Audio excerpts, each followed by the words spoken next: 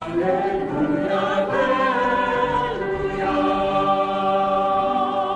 sheep hear my voice, says the Lord.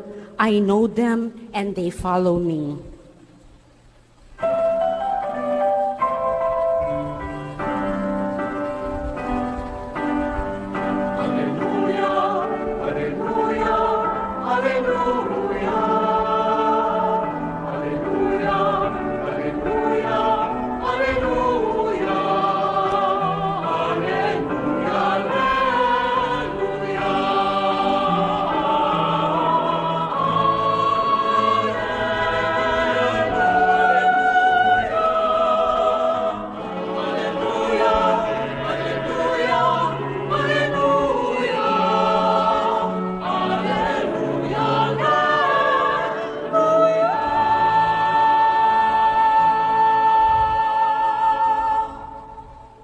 The Lord be with you. And with your spirit. A reading from the Holy Gospel according to Mark.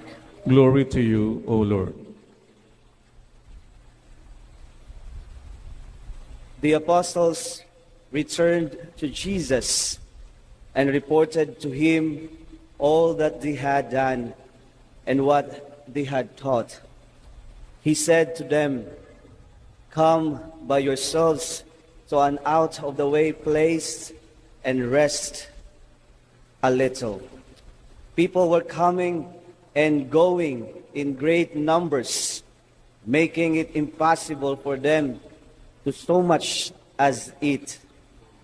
So Jesus and the apostles went off in the boat by themselves to a deserted place.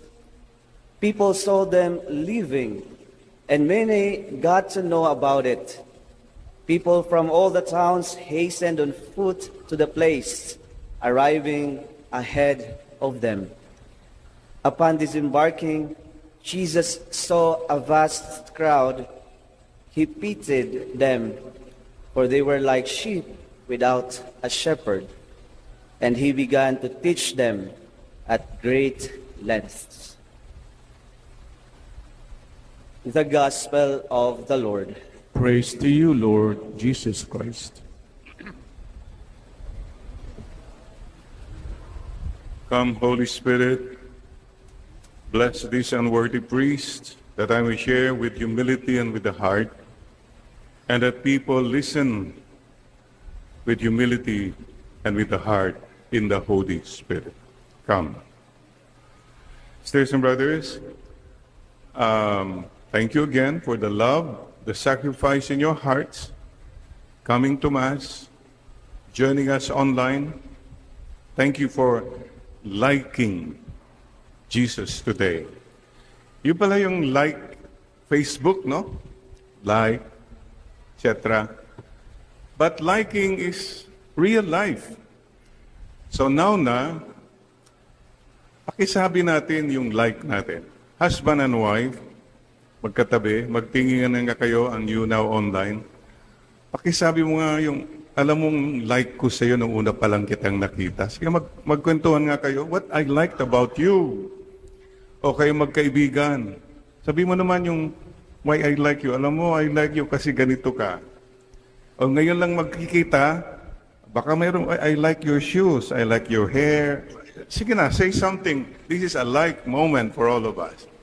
O mga kapwa pare, that's so like. I like your, boy, there's so much to like. Please focus on liking, not disliking. Napakadali kasi yung mag-dislike, thumbs down. And liking starts with the most simple things, no? Could be the looks.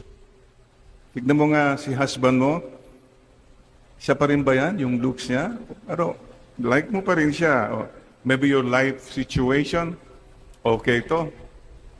Kasama ko sa hirap at ginhawa, mayroon siyang possibilities. Wow, may future ako. Could be like that. Or it could be because of a character. Ugali. And I think that's the bottom line. In the end, yung pong ugali ng tao that will really matter. Oh, Mrs., sabihin mo kaya sa kanya, hindi na kita like kasi love na kita. Yun. Kahit hindi na kita like, pero love pa rin kita. Then you're talking now what's really important. Naku nagkakapan si, ayan, kahit maputi na, kahit wala ng buhok, mahal pa rin kita. Pwede bang tumayo kayo dito? Lucy, and yan, no? Yan ang true love. Talagang love na. Ngayon po mga kapatid, see, today, the Lord, I was reading the gospel, and I was, well, ang daming anggulo ng gospel, but why do I like Jesus? Ang dami na dyan. Famous siya, magaling siya, son of God siya, etc. But when you focus on the character of Jesus in this gospel, three things become clear. I like his character. Number one, he was a man of prayer. He was busy. He was famous. But he knew how to pray. I respect people who know how to pray. Ang dami dyan, magaling magsalita, maraming connect, famous ka, mayaman ka. But the bottom line for me is, are you a man? Are you a woman of prayer? Sa akin po yan ang pinakamalalim na karakter ng isang tao. Marunong magdasal, marunong makinig sa Diyos, marunong matakot sa Diyos, then you're a man of character, a woman of character. Alam po nyo, hindi mo malalaman daw talaga ang karakter ng isang tao. Mayroon nga pong kwento, father and son were walking. Sabi ng anak, Dad, did you hear that in some countries, the husband will not know who his wife is until they get married? Meron po mga ganun, no? Ang sabi ng husband, no, my son, not only in some countries, everywhere, the husband will not know hanggang kinasal na sila. Because the real character comes out already. Sisters and brothers, today the Lord tells us, imagine, busy sila. What did Jesus tell his disciples? Come, alik kayo, let's rest a while and pray. Iwanan muna natin the crowd. For a person to be able to do that, sa akin po, that's a man, a woman of character. When you can say to the world, no, my appointment now is my appointment with God. I can leave everything because I have to connect with my God. Be men and women of prayer. Sisters and brothers, you know, if a person knows how to pray, hindi po siya nagiging mayabang. Hindi po siya mababaw. Hindi po siya masungit at nananakit. Because mayroon siyang Diyos who is bigger than him, than her. Jesus was a man of prayer. Number two, Jesus had a compassionate heart. The gospel says his heart was moved with pity because they were like sheep without a shepherd. Mark chapter 6:34. Hindi lang po magaling, hindi lang po kung ano-ano, pero ang tao pong marunong maawa sa kapwa-tao. That's a man, a woman with character. Napakadali po kasing sabi, ay wala, dapat wala yan. Hindi, dapat di kaawaan yan. It's so easy to rationalize and say, para hindi tayo ma-disturb. But still, the challenge for all of us is to go the extra mile. Yung extra mile po, yung hindi na dapat pero nandiyan pa, di sige. and to give that extra smile. Ang hirap ng ngumiti, pero ngingiti ka pa rin. Then you have compassion. Sisters and brothers, remember, I don't know who said it, marami akong nakalimutan na kasi lumaki kami sa farm, kaya hindi ko maalala. But somebody said, people don't care how much you know, as long as they know how much you care. I keep telling, stop being impressive. Mas maganda po yung expressive. Ang buong buhay mo, nagpa-impress ka lang ng nagpa-impress. Nabilib mga tao sa'yo, mayaman ka, sikat ka, matalino ka, etc. But were you expressive of saying to people, hey, I care for you. Hey, you're doing good.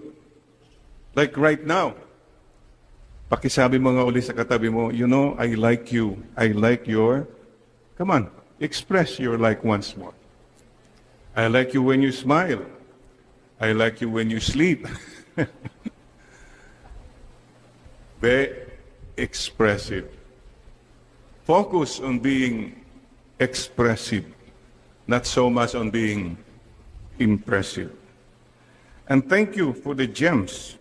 Many of you here are gems. You are God encounter makers. You're a God encounter medium. Ang problema kasi marami sa atin when people encounter us, they only encounter us. It stops with us. Hindi ho, let every encounter point to God. Whether it's a difficult encounter, may sakit man, whatever, we can always point to God. O blessed na blessed kayo, pasado ka sa board, may promotion ka. Let it be an encounter always to God. Any opportunity, we must point to God. I remember a story somewhere, long time ago, about this pianist, concert pianist, who did very, very good. And he was blind, I heard. And after the last note, the whole crowd stood up, clapping. And he stood up and said, no, no, no, no, no, not me, but from there, from there, from there. This is what we should all be doing. Let's not boast. Let's only boast for the Lord. And finally, Jesus was a man with a mission. He had a constant message. His mission was to spread the good news that God so loved the world, He gave His only begotten Son. Klaro po ang message niya. That was the constant message of the Lord. He had a mission for someone greater than himself. I'd like to ask you a question, mga kapatid. All of us should ask this question. What have you done for God? Ano nang nagawa mo for the Lord? Marami ka nagawa para sa sarili mo. Yeah, but what have you done for the Lord? What have you shared for the Lord? You have time, talents, and treasures. Hoarding na, gabundok na. But you have not really shared. Time is short. Life is short. Sana naman, masabi natin, Lord, I spent some time also for you, with you. And number 3, what have you sacrificed for the Lord? These are questions we have to continue to ask, especially when we see the Lord Jesus, who had a mission. Ang focus niya, mission. How about you and us? Focus natin, commission. Buong buhay natin, commission. Or, buong buhay mo, mga intermission, mga luho, mga bisyo mo. It's all about you. Sisters and brothers, you and I have a mission. If you do a mission for someone greater than you, your life is meaningful. Mahirap, but meaningful. And finally, I like to say, do you like Jesus? Maybe some of us will say, no, I don't like Jesus. I even love Jesus. Okay. If you like Jesus, then be like Jesus. Kung sinasabi mong gustong-gusto mo si Lord, be like Him. Be a man with prayer. Be a man with compassion. Be a man with a mission. The biggest gratitude we can give to the Lord is to imitate Him and be like Him. And speaking of who showed me who Jesus was, I can only go back to my parents. My parents were simple people, but they were people who knew how to pray, the people who were very compassionate, especially to the poor, and they always reminded us about our mission. So, mga kapatid, I would like to say this on a personal note. The kindest people I have met in this lifetime were my parents. They were very kind. Not to boast, but they were just kind. Sana po, mga magulang na nakikinig, mga magiging future na mga magulang, sana mga anak nyo masabi nila, mga pinakamabait, the kindest people were my parents. I honor them. Many times po, when we were growing up, life was hard. My mother was a public school teacher in a little town called Bani, Pangasinan. My father was a lawyer, but he was a good lawyer. So kung may nananalo sa kaso niya, pwede na bigyan siya ng manok, kambing, ganon. He was just serving the people. And I remember many times, Papa and Mama telling us, siguro kasi they didn't know how to help us in the future. They didn't have the resources, they didn't have the connections, but they kept telling us, oh, Jerry, try your best. Ha? Palagi po yan, tatlo yan. Best effort, ha? See, we don't have the money and all that, but we can help you in education. Number one, they always told us, mag-aral kayo ng mabuti. Agadal kayo nga nalaing, ha? Manaral kayong gusto. Number two, they kept telling us, agsingsingpat kayo. Be good. Just be good. Paulit-ulit po yun. And number three, Papa and Mama always told us, agluhalo kayo, you pray. Just pray. They were Jesus to me. They didn't give me material things, but they gave me hope. They gave me the value of prayer, the value of being good, and the value of having a mission to live meaningful lives. Let's remember our parents, sisters and brothers today. And let's all tell the Lord today, yes, Lord, I like you, Lord. Help me to become like you more and more. Sana po kami rin kahit papano may padama namin kung sino si Jesus by our prayer life, by our kindness, and by our mission.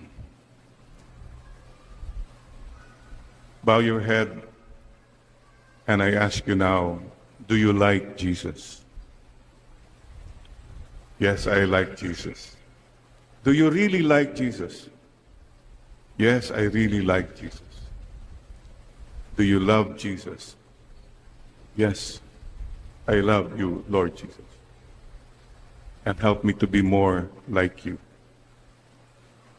Today we declare, as for me and for my house, we will serve the Lord. From the book of Joshua. The world will never know The world many times will never appreciate the value of prayer, the value of being kind, the value of doing your mission. But the world is not your God. God knows, and that is enough. Today, we come before the Lord again and say, Lord, reporting for duty. Mama Mary, teach us not only to like Jesus, but to be like Jesus in our own little way. Amen.